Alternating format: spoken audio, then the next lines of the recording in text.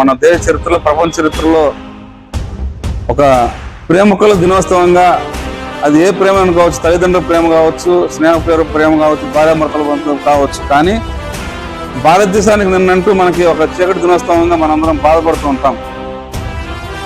ఫిబ్రవరి 14వ తారీఖు 2019 ఉగ్రవాదుల దాడిలో, పుల్వామా దాడిలో మన భారతదేశ సైనికులు కంటిలా రెప్పలా కాపాడుతూ ప్రతి క్షణం మనకు క్షేమంగా ఉంటూ వాళ్ళ కుటుంబాలను త్యాగం చేసి, బంధువులను త్యాగం చేసి, వాళ్ళ జీవితాన్ని త్యాగం చేసి ప్రాణాలు అర్పించినటువంటి అమరవీరుల కోసం మన క్రీడాకారులందరి తరపు నుంచి మనం మౌనం పాటిద్దాం.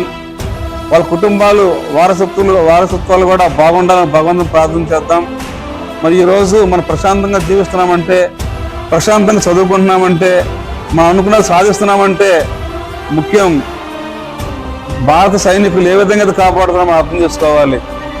ప్రతి దేశాల్లో ఎక్కడో చోట కూడా ఉగ్రవాదుల దాడులు మరణిస్తూ ఉన్నారు, కానీ మన భారతదేశంలో మనం ఇంత ప్రశాంతమైన జీవితం మనం జీవిస్తూ మన కుటుంబాలు కూడా అభివృద్ధి చెందడంలో కూడా మన వీళ్ళందరూ పాత్ర ఉంది. కాబట్టి వీళ్ళందరూ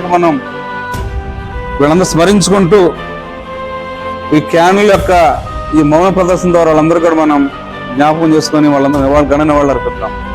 ఒక హాఫ్ మినిట్.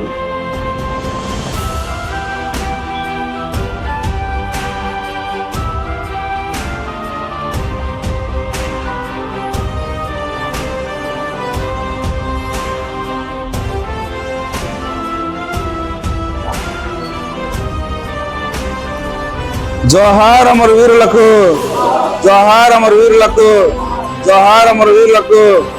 భారత్ మాతాకి, భారత్ మాతాకి, భారత్ మాతాకి.